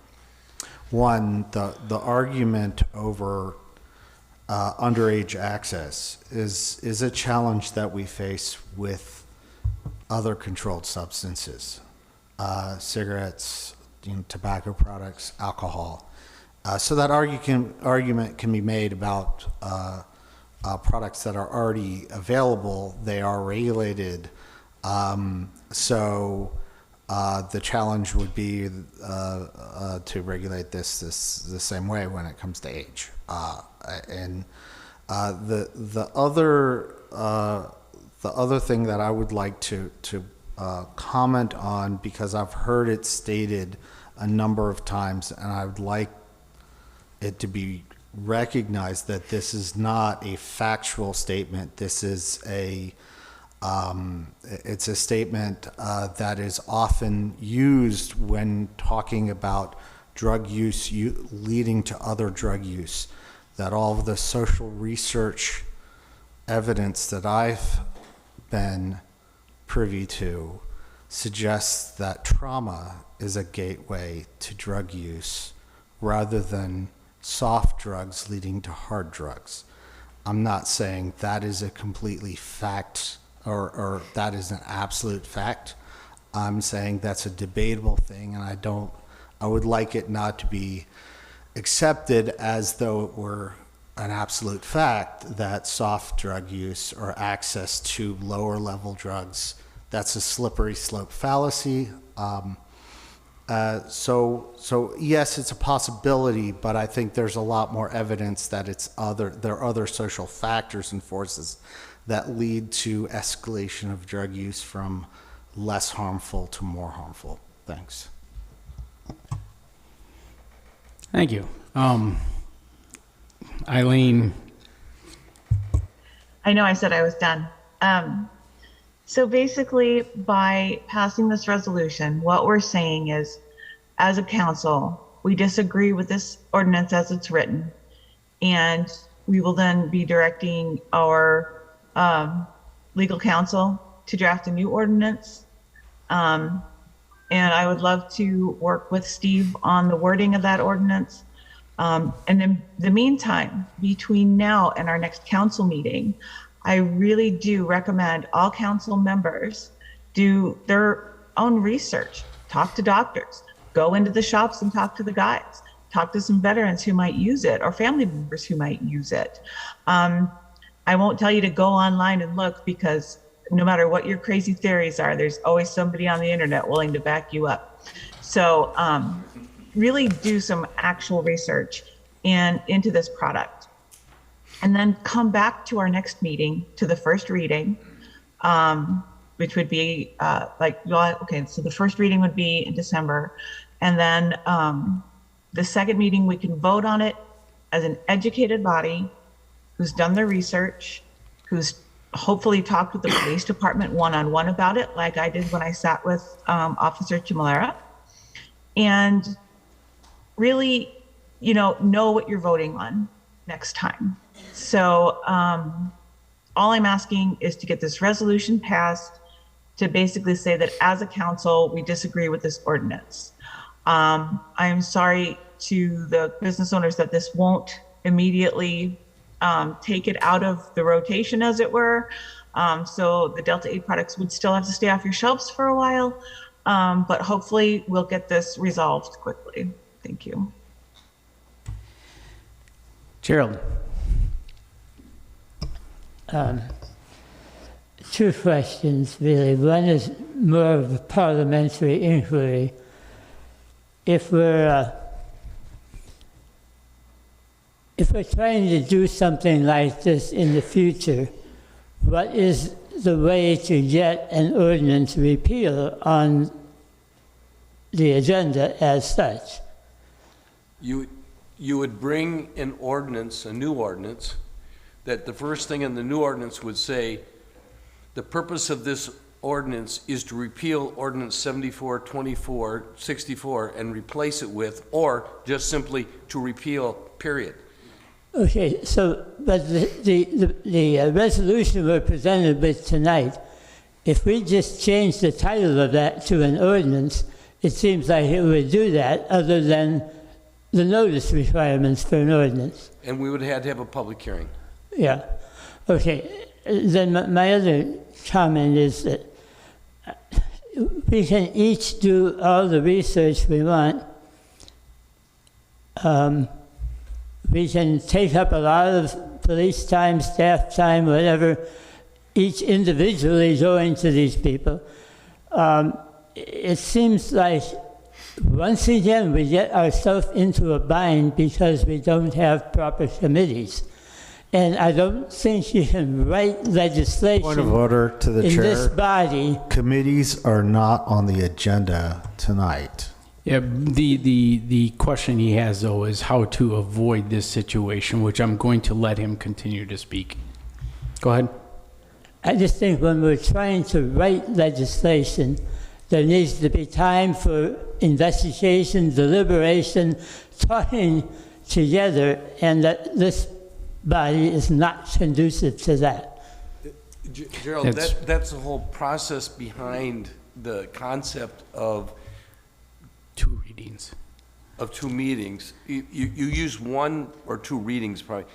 If you look in parliamentary procedure where the history of the second reading, so to speak, was the first reading is supposed to be an introduction of the topic and the discussion like we're having tonight.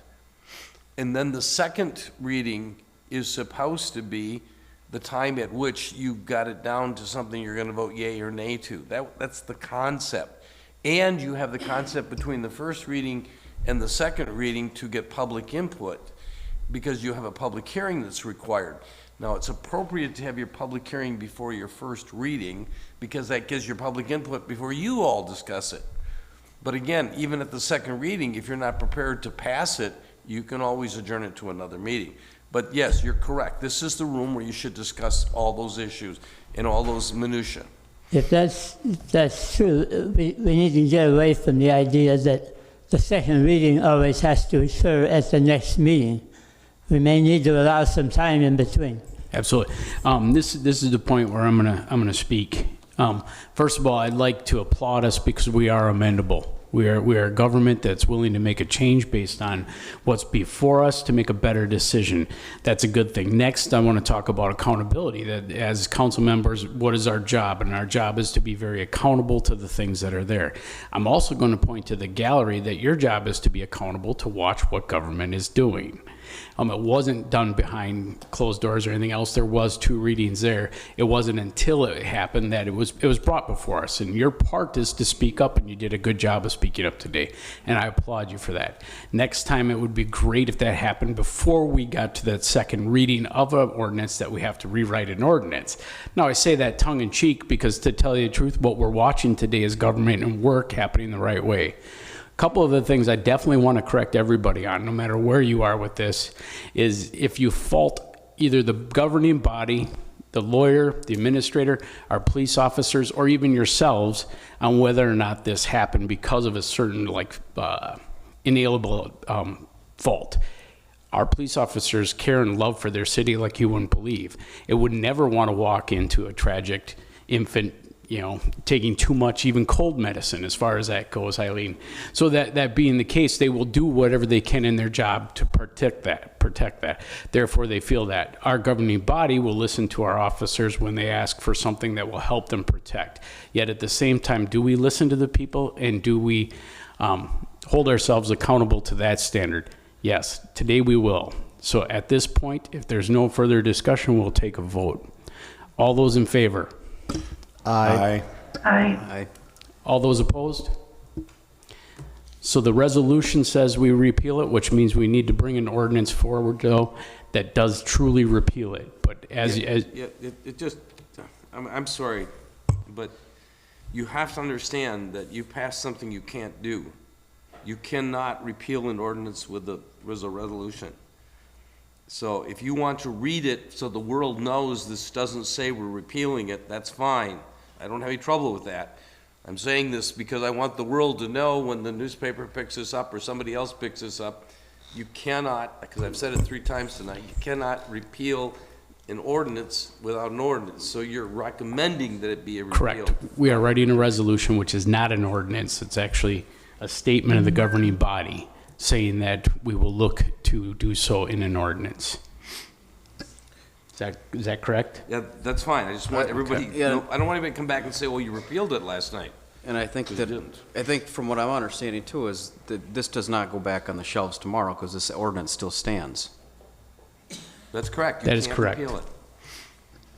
I believe Eileen pointed that out. And Eileen and I will get to work immediately, if not sooner. I'm writing as we're talking, Eileen. Right. Ayes have it, the motion carries. Mayor, discuss and approve mayoral appointment of election officials from the 2022 to 2023 election cycle. This is in your packet. Holt, I will make a motion. You can leave if you'd like to at this point. Holt, I will make a motion to approve the mayoral appointments of election officials for the 2022-2023 election cycle. Larson, second. We have a motion and a second. Any further discussion? Gerald? I just have one question. To serve as election officials in the city, do you have to be a resident of the city? I do not believe so. No, it is not a qualifying factor. Well, I see at least one person that I believe is not a resident. No, correct. You are correct. Yeah. All those in favor? Aye. Those opposed? Ayes have it, motion carries. Discuss and approve the 5-year capital improvements plan. It's in your packets. I'm not sure what page exactly it's on. 8, thank you. This is the intents to apply. There's an acronym on there, ITAs. A service that Town and Country Engineering provides the city is to submit these on our behalf at Hey, no charge. excuse me, in point of privilege here, could you pause for just a moment? Sure. I don't want to miss what you're saying. Oh, sure. Let the noise dissipate a second. All right, so page 8 in your packets, if you want to take a look at that chart, it's fairly small text. These are the intents to apply. Basically, any program that's funded with state or federal monies, we have to submit an intent to apply to be eligible. Those are scored by the state, and that process happens throughout late winter and into the spring. But essentially, this is the broad brush of what the city anticipates its planning for capital improvements projects, particularly streets and utility projects. And so again, these are submitted on our behalf by Town and Country as a service provided to their clients.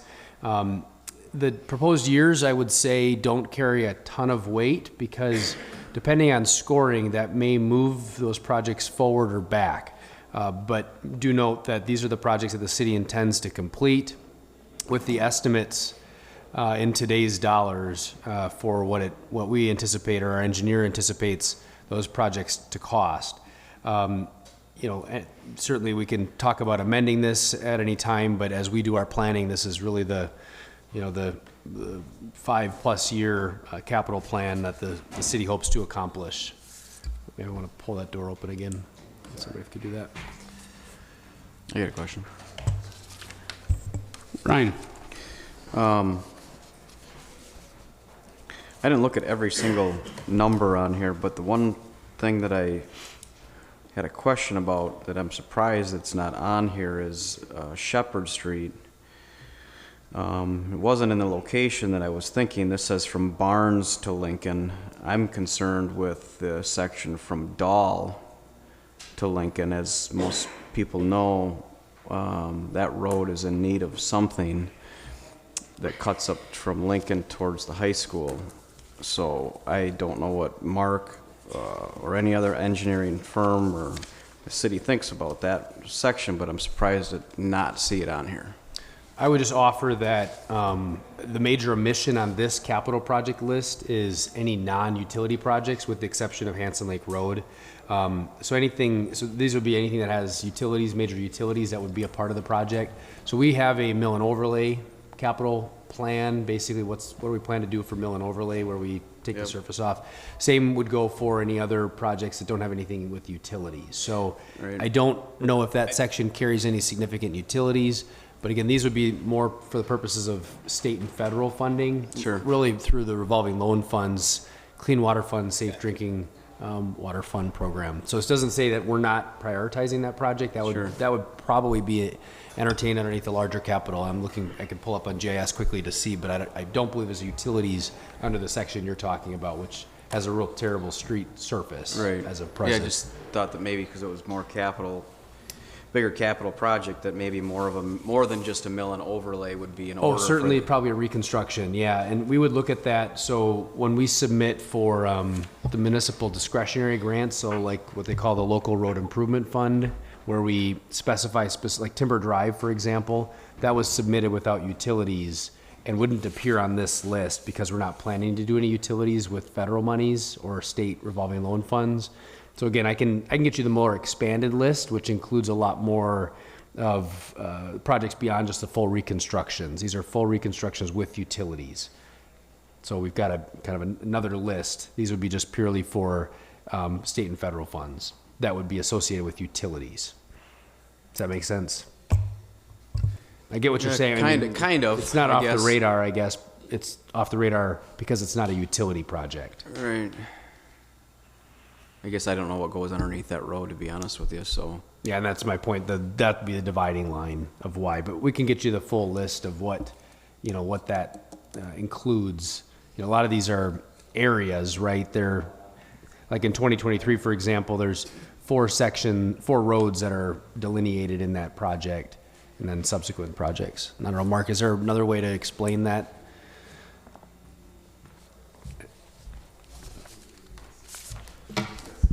I think what Zach has described is pretty accurate. There are a number of roads. Shepherd is one of those that's been a concern of council and everybody else that has ever driven that road. But this is your utility capital improvement plan. So how we develop this is discussed with Jim, Tom, Dan. What are the major issues with utilities? Lincoln, for instance, that whole Lincoln area, which includes Shepherd, the section you're talking about, is a concern for the city, and it has been for a long time. There's a lot of utilities that are in really poor condition. That's how we develop this capital improvement list. So we look at the utility projects that are in need, and the streets obviously come along with that. Shepherd has some deep sanitary sewer. It was televised this fall. It has not been a concern of the city utility-wise. These areas on this list have been a concern with water main breaks, freezing water services, collapsing sanitary sewer. That's why these are on here. I don't know which one. I'm going to go with Andrew. He's Mine will just quicker. be a quick one. Yeah, I don't see Pino Street on that list either. Gerald, go ahead. Cam, could you turn on your mic, please? Thank you. I'd like to move that we adopt the utility capital improvement plan as stated on page 8. Holt, I'll second that. We have a motion and a second. Any further discussion? Andrew? No. Okay. I want to hear about Pino Street. Yeah. No, I'm sure it's on the Yeah. Thank you. It's probably on the chip seal for next year. We'll give you a chip seal. All those in favor? Aye. Aye. All those opposed? Ayes have it, motion carries.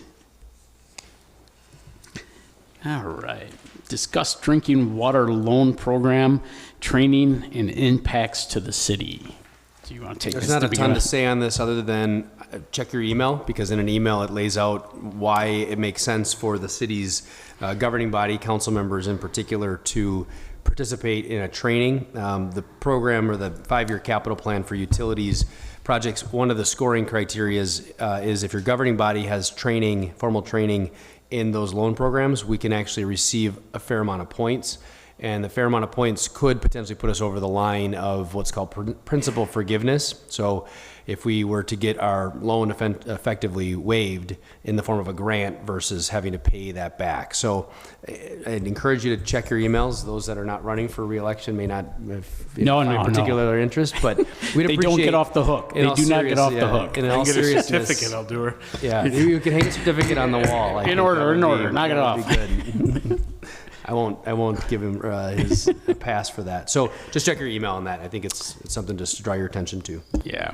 As you look at that too, Mark pointed out for us, when it comes to this, it is a 10-point application to our city, and quite often from the people that do not get loan for the forgiveness versus the ones that do, it's about a 10-point thing. So it's important to us, for our capital, for our money, for our people, for the taxpayers, for you to consider doing that. We need at least 50% of the council to do that. So please check your email and please do so. Next. Sorry. It's all good. All right. One more on that, does it not count if Andrew takes the course while he's still in office? It has to be completed by June. I don't think there's probably a full, checking on that, so I don't think you're off the hook. I would imagine it's during the calendar year, so as long as Andrew gets it done between now and that fiscal year, I think we'll be in good shape. And we need 4 more of you, really. Thank you. I'll thank you in advance. Next, discuss and approve the proposal for ETCO for LED lighting upgrade for City Hall and the wastewater treatment plant. This is in the back of your packet. Yeah, it's just the quote cover sheet. There's obviously a lot more specs on the products that we're looking to get ordered for this. This is a continuation of the review of the sustainability plan and really just kind of pulling off some low-hanging fruit as it relates to payback, cost savings, as well as essentially energy consumption reduction. Want to send appreciations to Jim Gossage really for taking running point on this, and Jeremy for taking a look at City Hall and through our parks. There's a lot more we could be doing, but again, you have to look at payback. Doing rooms that are rarely occupied, there isn't a tremendous payback. So for us to incur any capital costs, this is really the obvious stuff. I believe the payback is probably a year on many of the fixtures that we're looking to replace. We're going to try to do as much of it in-house without hiring others to do a lot of the work, but that'll become, real labor dependent or priority dependent. So just wanted to bring this to your attention. There's been requests from council members to talk about the sustainability plan, and that's partially why it's on your agenda here tonight. Should I take a motion? Yeah, I would. I'll take a motion. Larson, I'll make a motion to approve, the proposal from ETCO for LED lighting upgrades at City Hall and wastewater treatment plant. There's a price tag on that, so do you have that in front of you? In the amount of $13,020.75. Holt, I will second that. We have a motion and a second. Any further discussion? I applaud the fact that we're moving forward with some of these efforts, but Gerald, go ahead. Yeah, just,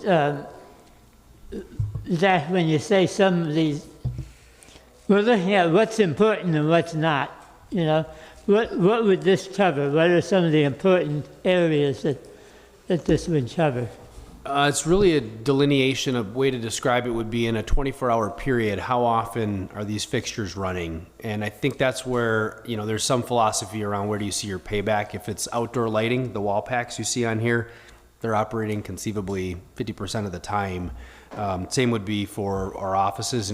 Council chambers, you can argue that we don't, these aren't on only a handful of hours a week or a month.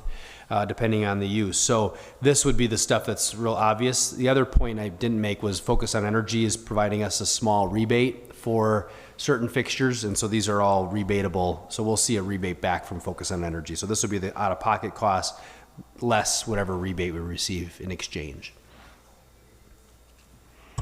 Please call roll. Holt, Aye. Russing, Aye. Daniel, Aye. Mikulowski, Aye. Anderson, Aye. Barnett, Aye. Kelly, Aye. Larson. Aye. Ayes have it, motion carries. Discuss and approve Resolution 2021-32 for the transfer of 416.3 acres to the city of Rhinelander from Lee Swank. I'd like to make the motion on approving this, if you don't mind. I'd, Rossing, approve the resolution 2021-32 for the transfer of 416.3 acres to the city of Rhinelander from Lee Swank. Larson, second. Mikulowski, second. Well, you know what? I'm glad to see your enthusiasm when you guys open up that email to fill out the water Before credits. I think This is why I couldn't win at Jeopardy. We have a motion in a second. And I don't know if Zach has some more information. I'd maybe add some stuff after he's done. But. Yeah, and certainly Steve can weigh in on the technical aspects of the process. I mean, we really wanted to make sure we're moving forward. I really don't want to talk about it too much because it's a gift, and gifts are things that you got to be very, very careful about what you say. This is still in the hands of the owner, and the kicker is, I mean, the city has to accept the gift, and now we got to put the tinsel on the trees and put it all together. And the less we say here or discuss here, the less we bottle ourselves into a corner. So I hate to cut you off, Zach, but anything we say can and will be used against us. The only thing that I wanted to say is Lee Swank is an amazing person, very generous man, and from myself and from the city, I just want to say a great thanks and show him gratitude for what this is thus far. All in favor? Aye. Aye. Those opposed? Ayes have it. Excellent.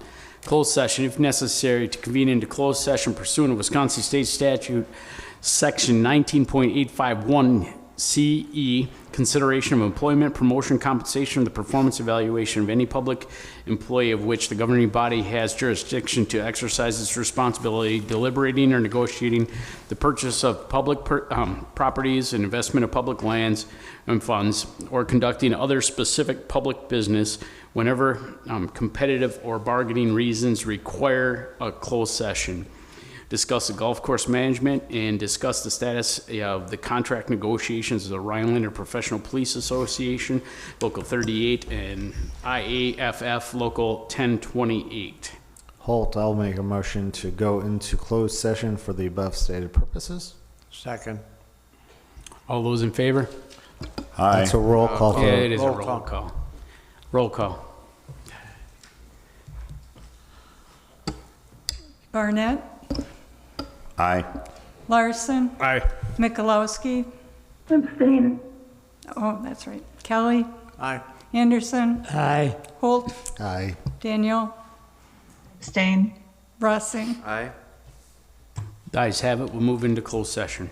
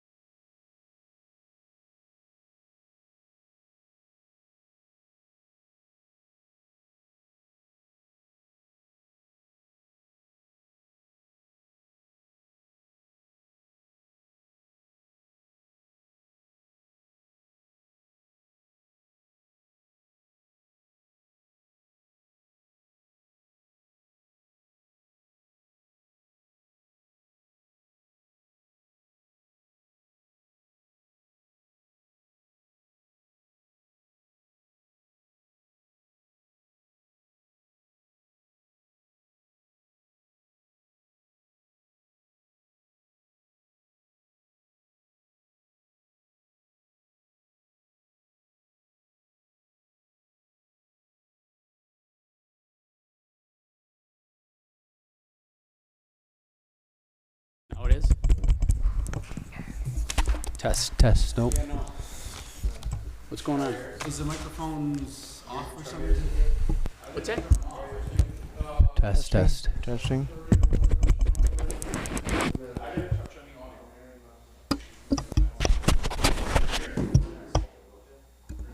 Test.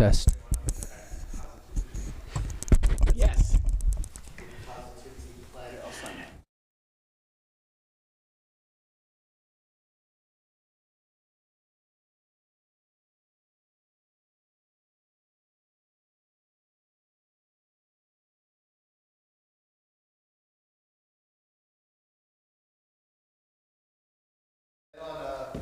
Go for it. Go for it. Okay, We return to open session. There's no action to be taken on the two items in closed session. At this point, we are at the end of the agenda. If there's nobody that has a future agenda item they'd like to bring up, we are adjourned. Thank you, sir.